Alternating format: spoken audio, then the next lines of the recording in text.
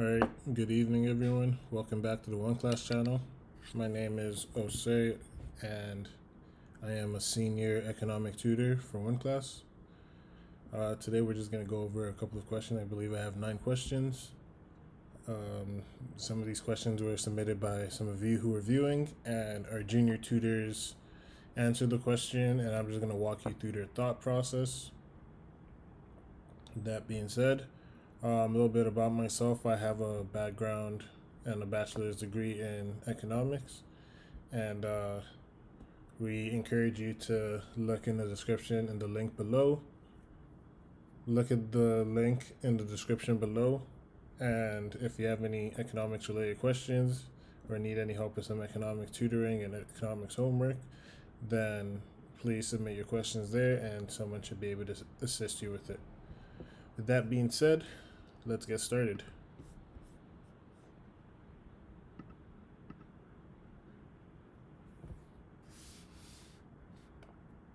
Well, question number 1.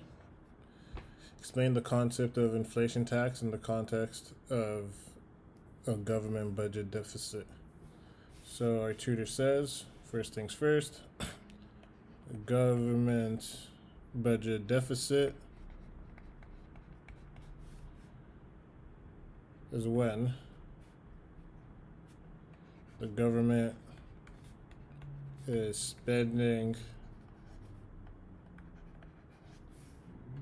more than it is earning.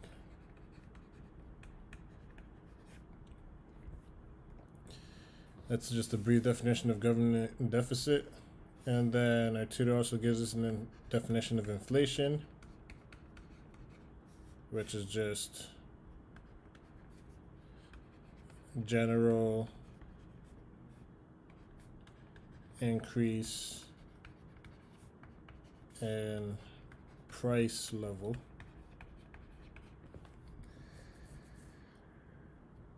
Inflation tax means that you have to pay more for goods than normal times. And our tutor says, inflation tax in the context of a budget deficit means that lenders will get interest at a predetermined rate, and thus the value of the money they receive and the interest is lower during inflation. Thus, inflation is a tax on lenders, and that's correct. Tutor then says the government borrows money from the market and therefore has to pay a price that is lower than normal, that is lower in value than in normal times. Thus, the government is better off while the lenders are worse off, and during the inflation because they have to bear the cost of inflation in terms of lower value of money. So that's correct. And an inflation tax in this scenario is a tax on lenders, and this is because they bear the costs because of lower value of money.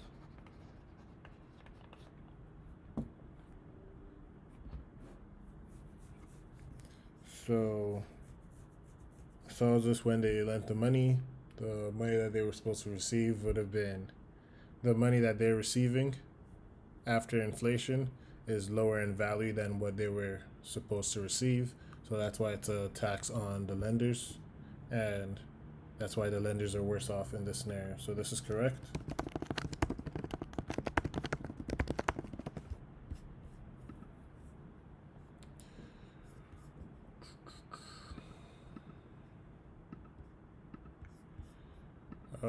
This question says here, this is question number 2. How do the following events influence GDP? And there's a few options here. And first of all, our tutor defines GDP. So GDP, value of all goods and services produced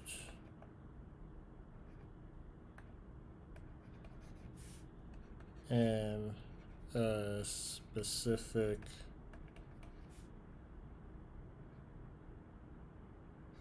period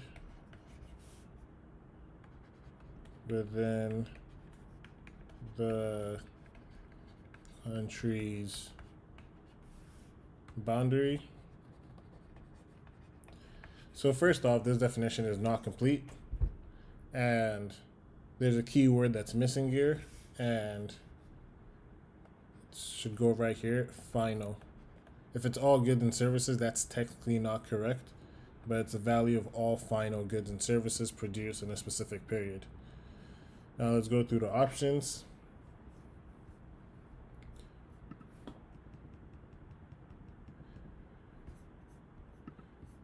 Each of 5 mothers living in a neighborhood takes care of her preschool child at home. And first off, right away, I don't believe this is included in GDP, but let's see what our tutor says. This will not influence GDP since the service of the mother is not to be included. So that's correct. She's just being a mom. She's not really she's providing service to her kids, but there's no way that is included in GDP because those are her own children. If she were paying someone else to take care of her children, or she put her preschool children in daycare or something, then the money that she's paying for that good or service would be included into GDP. But because she's taking care of her kids by herself, this has no value. It doesn't increase or decrease GDP at all. So A does not influence GDP. Or B, the mother shared the child care work, each one taking 5 children 1 day a week. See what our tutor says here. Again, this does not really influence GDP, and this is just, again, mothers just helping each other out. It's very similar to the first one, but there's no value that's being added to the economy, so it's not influencing GDP.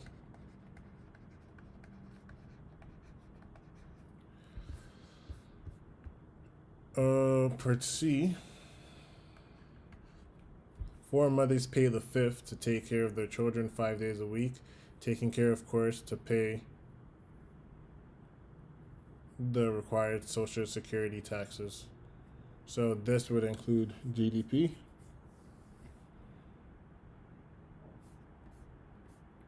This would be included in GDP. And our tutor says this will increase GDP. The work of the 5th mother is productive since she earns money.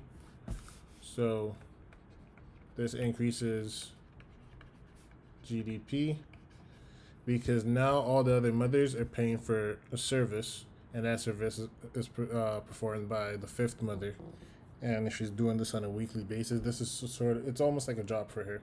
And since it's a service, she's taking care of all the kids and she's getting paid for it. It will increase GDP, and it will probably increase consumption because it's a consumption of a service. And part D, Mary buys a new car from a dealer for $20,000, and this should also increase GDP.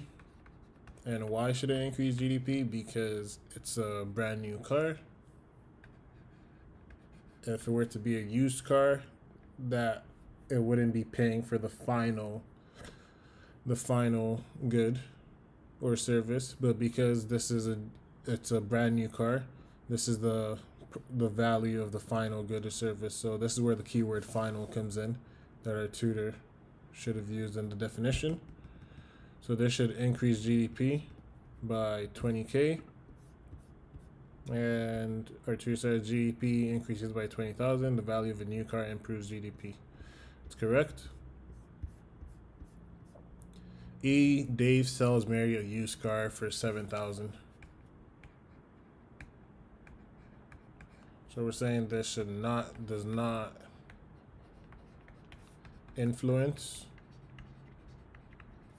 GDP. And why is that? So going back to the definition, we included the keyword final because that's a requirement for what is added for the definition of GDP. But in this scenario, it's not being included because the Dave, who was the initial owner of the car, already paid and contributed to GDP when he bought the car brand new, assuming he bought it brand new. So this is just simply a transfer of ownership, and because this used car isn't the value of the final good, this isn't the final good. It's just because it's used, it's not the final good. It's just a transfer of ownership. Let's see what our tutor said here. This would not influence GDP because of a second-hand item. So that's correct.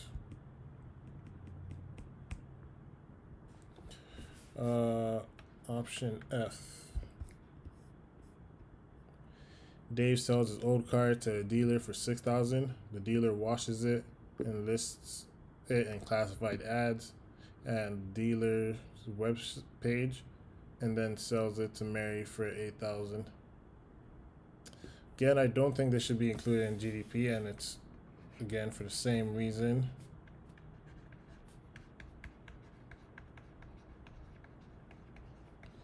As the previous one, it's simply a transfer. It's a used car, so the original value that was added to GDP was 6,000. Not even 6,000. Whatever Dave purchased the car for, that was the initial value that was added to GDP, and this should not impact GDP at all because again, it's a second-hand item.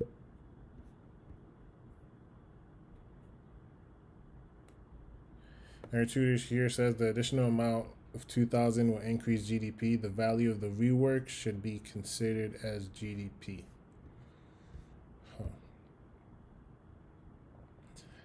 I don't necessarily agree with that. I would say if Mary was paying for that additional rework, so the additional $2,000, then if that was included in her cost, then that 2,000 would be added to GDP. But again, I don't think this should be added to GDP because again, it's just a used vehicle that was sold back to the dealership. So it went through two transfers of ownership. So it went from Dave to the car dealer and then to Mary. And because it's a second-hand item, as the one before, I don't believe this should be included in GDP.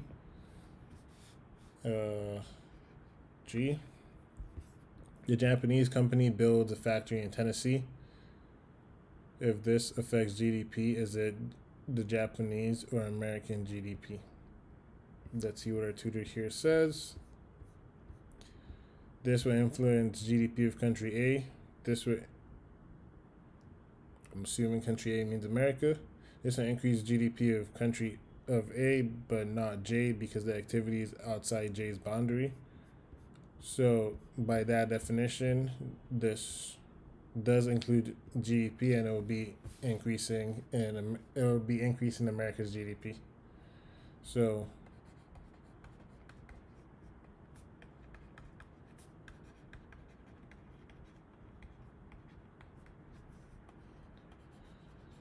that's correct. Option H. A Japanese company buys a stock in a Tennessee company, and let's see what our tutor here says. Does not influence GDP for either country, but because this is a financial instrument. So that's another thing that we learned is that value of stocks and bonds and purchasing stocks and bonds aren't included in GDP. Those are just financial instruments. So does not influence GDP. Option I. An earthquake destroys many structures in the business district of Santa Cruz, California. The structures are not rebuilt this year.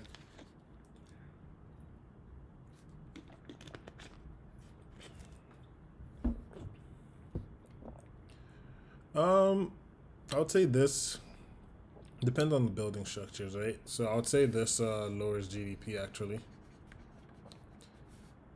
and it either lowers GDP or it could have no effect on GDP.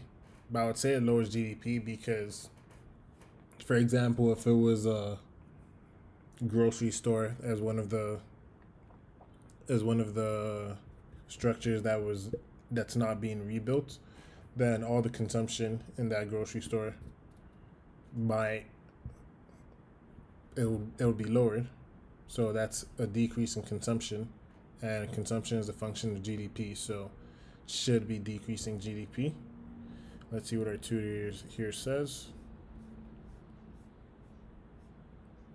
Oh, they didn't give me an answer for that.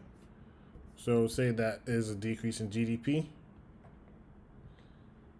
And part J, an earthquake destroys much of Santa Cruz, and within a short time, the city is rebuilt as it was before. I'd also say this increases GDP. And that is because it's rebuilding, it's something that's completely destroyed. It's basically another final good. So it's producing another service, so it should be increasing GDP. If it were the money it generates from creating this new structures that are built shortly after the earthquake should be increasing GDP, just because it's basically just creating something again as if it were never there before. And if you're creating something again as if it were never there before, if something was never there before and you create it and that product increases GDP, it affects GDP. So we should look at it the same way. And they're rebuilding whatever was destroyed as if it were never there before, because it's completely destroyed, nothing's there, so they have to rebuild it again, and because of that, it should affect GDP.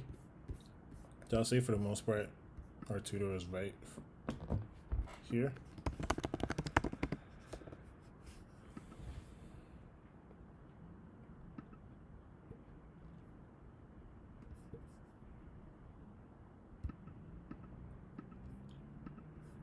Okay. Question number 4, I believe. Instructions: round your answers to the nearest dollar in nearest billion dollar. So part A says, what are the profits? And this is just revenue minus cost, which is equal to 28 minus 23, because our business revenue is 28, our expenditures is 23, and this is 25. Oh, I'm lying. This is 5 million. Let's see what our tutor says here. Oh, the billion, sorry, excuse me. Part B, using the income approach, the GDP of Paraguay in billion is, our tutor says the income approach, so finding out GDP takes into account all income earned by individuals while undertaking a production activity. So in that case, GDP would be defined as wages plus interest plus profit. And if that's the case, we have 8.5 plus, was it 1 or 1.5? 1.5, oh, I have it right here. Plus 5, and that gives us 15 billion as our GDP. C says, using the value-added approach, what is GDP for Paraguay? And let's see what our tutor says here. Value-added approach, to find out GDP takes into account the value added at the level of the production activity. So it would be GDP equals sales minus cost of goods sold. And sales minus cost of goods sold is also known as revenue.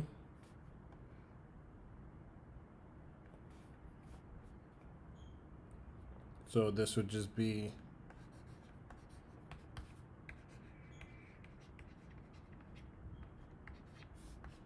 and that's 28. And lastly, it asks us, using the expenditure approach, the GDP for Paraguay is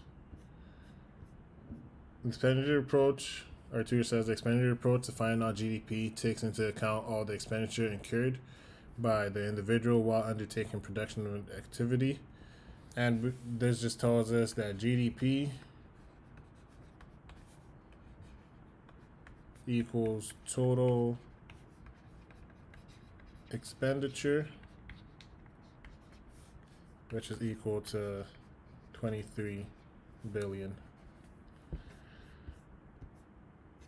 And that is correct. So we'll say this is, where's the answer? Correct. Great explanation.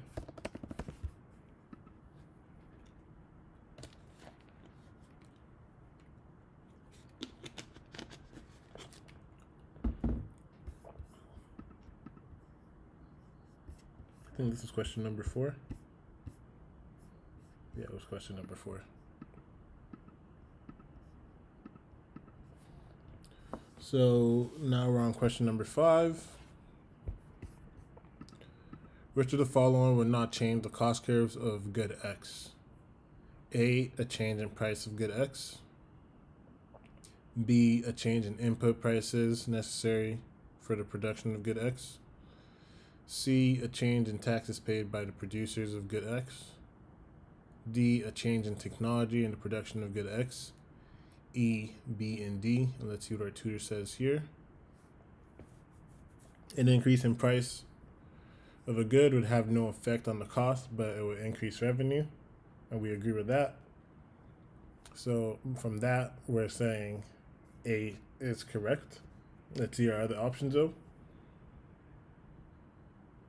A change in input prices will change input costs and thus the cost of the cost function / curve of the good. So a change in input prices do arise because of a change in input costs, and that affects the cost curve. So it definitely affects cost of production. So it can't be option B. Part C says a change in taxes paid by the producers of good X. And our tutor says a change in taxes paid for the production of goods is like a change in input costs borne by the producers. They will thus affect the cost of production. So again, if the producers are facing a tax, the cost of supplying the good might increase, and that affects cost of production. Part D says a change in technology in the production of good X. A change in technology to produce good X will affect costs of the production of good X. Its technology is like an input used in the production process. So again, if there's a change in how you produce good X due to a change in technology, it should have an effect on the price. On the cost of the cost of production. And E is saying B and D are correct, and both of those are wrong. So the correct answer here is A. because a change in price would only impact the revenue. If price goes up, revenue should go up, give it if quantity stays the same. But a change in price will only affect revenue. Whether it affects revenue positively or negatively, we don't know. We don't have enough information in this question. But we do know it does not affect the change in cost. It just affects the change in revenue. So this is correct.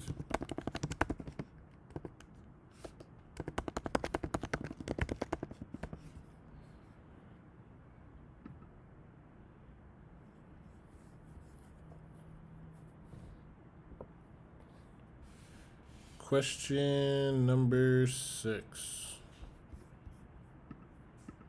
Assume the demand for cosmetic and plastic surgery is price inelastic. Are the following statements true or false? So we know elasticity of demand equals the percent change. We'll just erase that. That looked like a teardrop, actually. But we know elasticity demand is equal to percent change in quantity demanded over a percent change in price when elasticity of demand is greater than 1. The good is elastic, which means that quantity demanded increases more due to 1 unit change in price. So quantity demanded increases by more than 1. And when elasticity of demand is equal to 1, we know this is unit elastic. That just means 1 unit increase in, or 1% change in price leads to a 1% change in quantity demanded. And elasticity of demand less than 1 equals inelastic. And that just means a 1% change in price equals to a less than 1% change in quantity demanded. And our question telling us that the demand for cosmetic or plastic surgery is inelastic. So let's look at some of these following statements. And it's telling us, the first one says when price of plastic surgery increases, the number of operations decreases. Based on our definition over here, that should be true. Because if price is increased by 1%, cosmetic surgery, the change would be by less than 1%. So that should be correct. And our tutor here says this is true, assuming elasticity is negative, following the law of demand. And part B.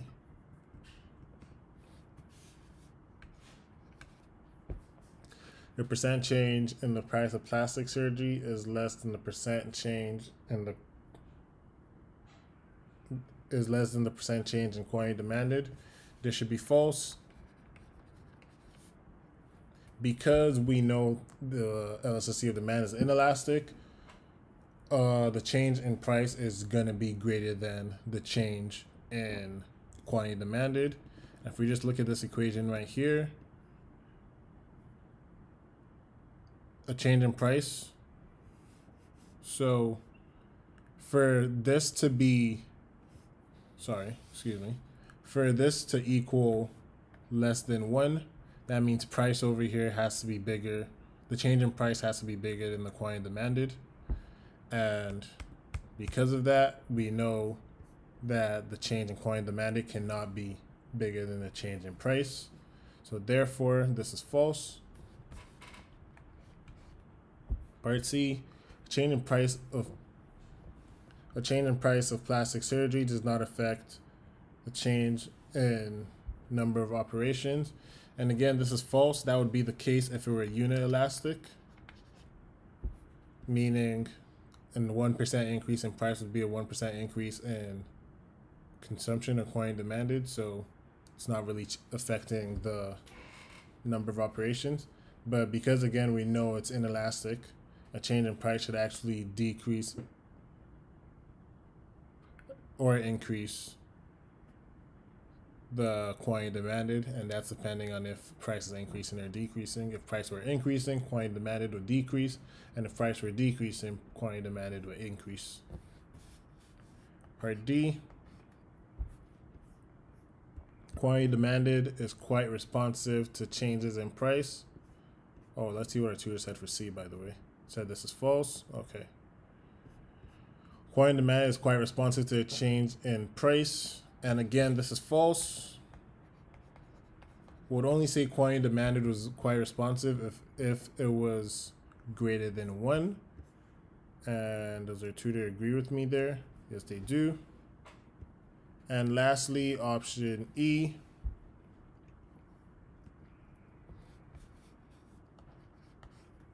If plastic surgery is performed, expenditures on surgery will decrease. And this is true. And does our tutor agree with that? True. As mentioned before, the quantity effect is weaker than the price effect. So as more surgery is performed, the price falls by a more than proportionate amount. So total revenue expenditure will fall. So that is correct. And that's all correct.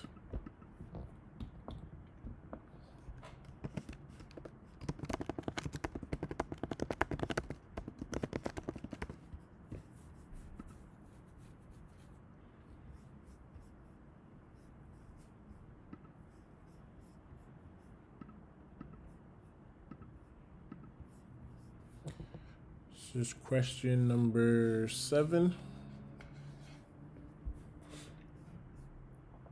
The concept of utility makes it possible to calculate which consumer values the particular good more highly, how monetary value of a consumer gets from a good, how much monetary value a consumer gets from a good, which of the two bundles gives consumer more utility, how much happier one bundle of goods make a person than some other bundle of goods. The correct option is which of the two bundles gives the consumer more utility.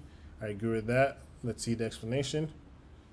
Utility refers to the usefulness or satisfaction derived from consumption of a good or service. Since it is difficult to assign a numerical value to every good for different people, as it depends on each and every person's judgment, utility is calculated using the method of revealed preference, observing consumer choices. The rest of the options are incorrect because utility does not measure the difference in happiness derived from consumption, nor does it assign any monetary value to the consumed bundle. And this is correct. So this is the correct answer over here. And like our tutor said here, that utility is calculated using the method of relative revealed preference. So basically when you're comparing two goods, which you prefer over the other. And another example of this is observing the consumer's choices. So consumers' choices when they're given two bundles of good and how they consume both goods. So this is correct.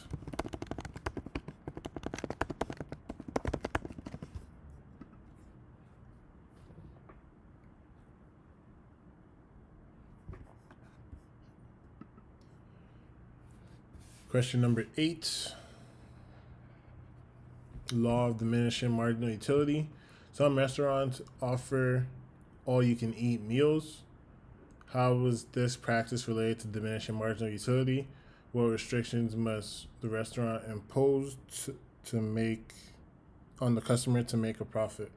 Answers may vary. The tutor says this practice is related to diminishing marginal utility. A rational person will consume only to the point where he receives a positive marginal utility, after which consuming more will only reduce the total utility. Thus, the restaurant uses the fact that at the end of the day, people will stop consuming, and thus they set a price above the average level of consumption, and that's how they make their profit. So, first things first is we know that a rational individual consumes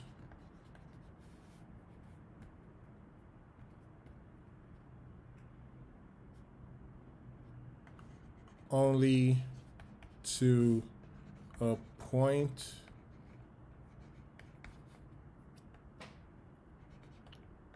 where he or she receives a positive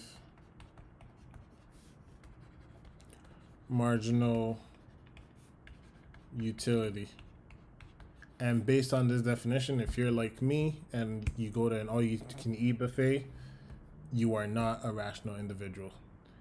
But that's the definition of a rational individual in terms of consumption. And restaurants, they must have done some sort of calculation, but they set the price above the average consumption level, and that's how they make a profit, which is a very smart tactic when looking at restaurants. And that's why most restaurants, not most, but some restaurants offer all you can eat buffets, is because they've done enough research to know what the price is for the average consumption level, and they set the price for an all you can eat buffet slightly or a little bit more above that average consumption level, and that's where they make their profits. So the restriction that they impose, it's not really a restriction, but to make a profit, they set the price above the average consumption level. We agree with that. And the second question says marginal utility. Is it possible for marginal utility to be negative while the total utility be positive? If yes, under what circumstances is it possible? The tutor says yes, it is possible in common. For example, for the utility ux equals x minus x squared, let's just write that down.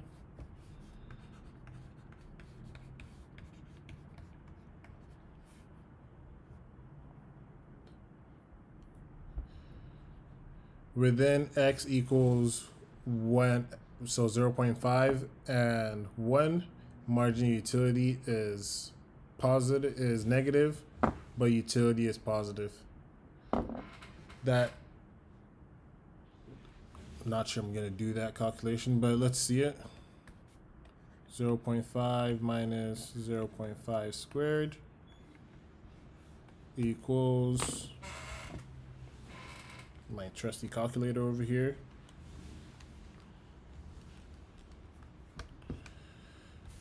Our utility here is 0.25, and u of x again, if x was equal to 1, it would be 1 minus 1 squared equals 1 minus 1, which is equal to 0. It's not negative, but the marginal utility actually is negative, and that's because it's just 0.5 minus 1 is the marginal utility equals negative 0.5, sorry. So this is a good example. Another way of looking at it is also just thinking that as marginal utility is negative, it doesn't mean total utility is negative, it just means total utility is decreased. So if marginal utility is negative, total utility has decreased, so it could still remain a positive number. Your utility could have been 60, and now it's decreased to 52. Your marginal utility is negative 8 there. Your marginal utility is negative, but your total utility is decreasing. Now, once marginal utility starts getting to the negative, should you really be producing or consuming anymore?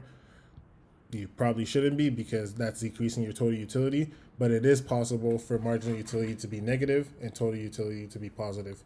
And like our tutor says here, it's actually not that rare. It's pretty common. So this is correct. It's a great explanation.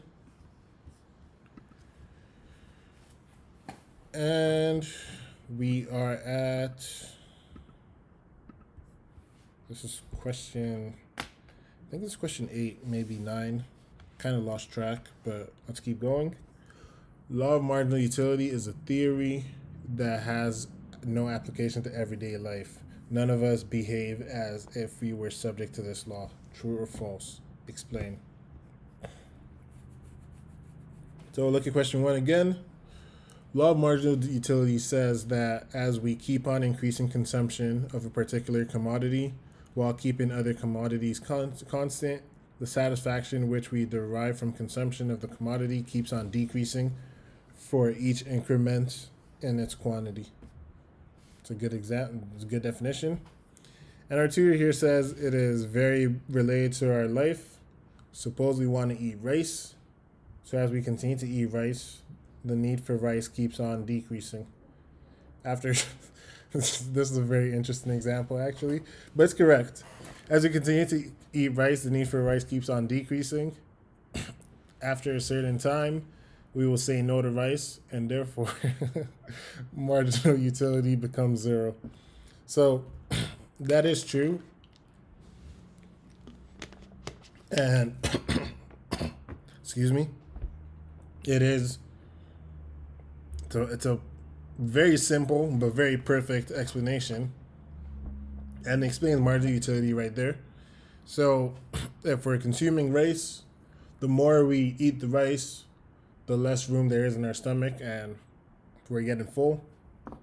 The more we eat the rice, the less need we have for the rice. So the need for the rice keeps on decreasing, and after a certain time, we don't need to consume. We will stop consuming the rice because our total utility has been maximized, and any other consumption would minimize our utility. It will make us feel uncomfortable. Maybe we're too full. We might throw up, and that's when marginal utility starts decreasing. So once your total utility is maximized, marginal utility is 0.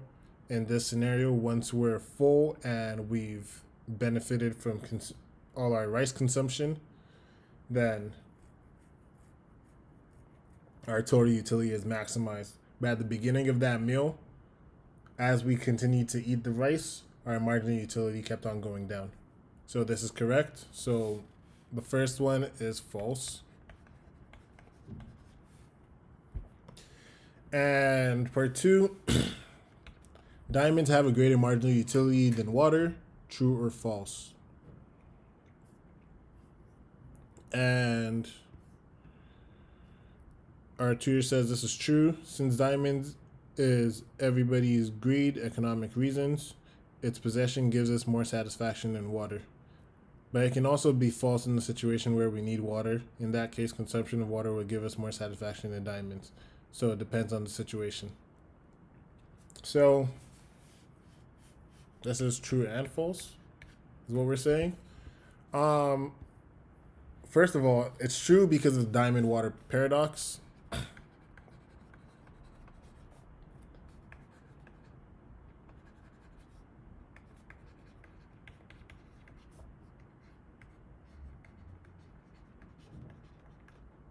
And this is just telling us that although diamonds are not essentially a necessity, they're not a necessity at all, and water is a necessity. The marginal benefit we receive from a unit of diamond is greater than that of water, and this is simply because diamond is a luxury good, and with the way we treat luxury goods, we benefit so much from it.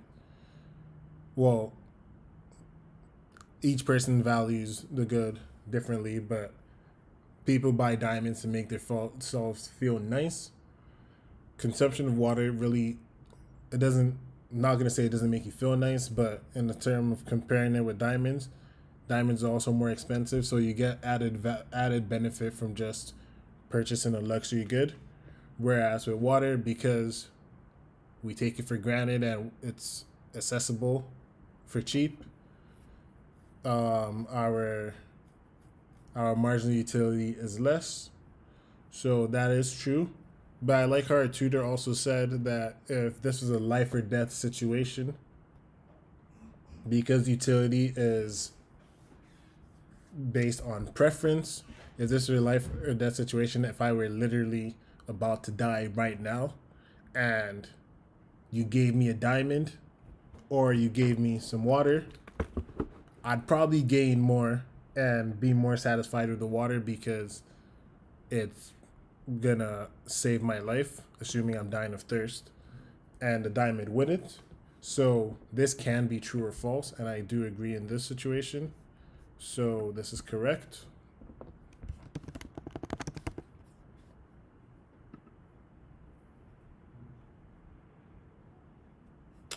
And I believe this is our last question of the day over here. Which of the following is included in GDP? So we did a question like this earlier, and I thought we should just do another one just so we understand the concepts even more. The value of a used car a man purchases from a car dealer. Like we said before, the value of a used car a man purchases from a car dealer is not included in the purchase. So it's not included in GDP. It's not included in GDP as the purchase of a second-hand or used car is only a transfer of ownership, and the value of which has already been included on the first sale. So this is not included, and that's a perfect explanation right there. The value was included on the first sale, so the second sale is simply just a transfer of ownership. B, the value of stocks and bonds and analyst purchases from a firm. We know this is not included, just a financial instrument, and it doesn't add more to the economy. Let's see what our 2 years says.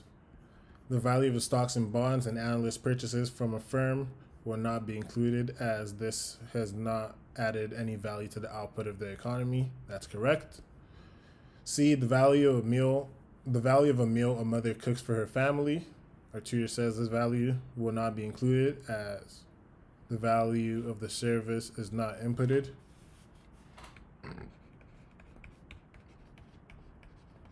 And I agree with this. However,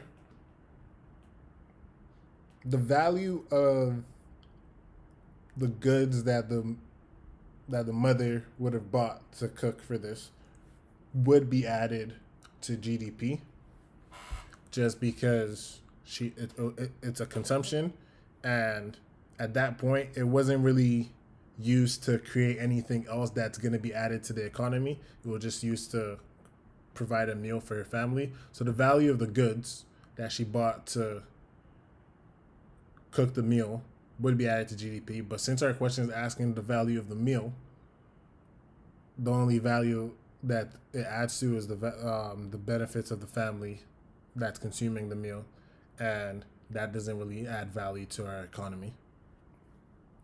D, the value of cocaine an addict purchases from a drug dealer. This is not included because cocaine is illegal, and it's basically a black market purchase. Let's see where a tutor here says value of a cocaine addict purchases from a drug dealer is not included as this is considered a sale of an illegal good. And finally, the value of the legal services a woman purchases from a lawyer. This should be included. And our tutor here says the value of the legal services a woman purchases from a lawyer will be included as professional fees. So she's paying for a service. That service is based on our definition, it's a final service, and it's included in the economy because the lawyer is a profession. That's her profession, and her job is to provide a service, and the money she earns for that service is counted towards the economy. So this is correct.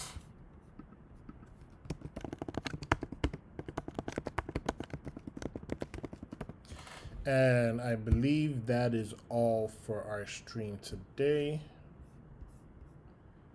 So thank you for taking the time out of your day to go through some of these questions. And I hope I was a great deal of help to you. We encourage you to continue visiting the link in the description below. If you have any questions, you could submit it there, and myself or Kevin, who is the other senior economic tutor, would be able to review it, as well as our junior tutors. They're the ones really answering the questions. We're just letting you know their thought process and how you would solve the question from a visual perspective. So if you need any help with economics homework, you need some economics tutoring, I encourage you to visit the link in the description below, and someone should be able to assist you with that. With that being said, I hope you enjoy the rest of your Saturday evening, and thank you for tuning into this stream, and I'll see you next time. Take care.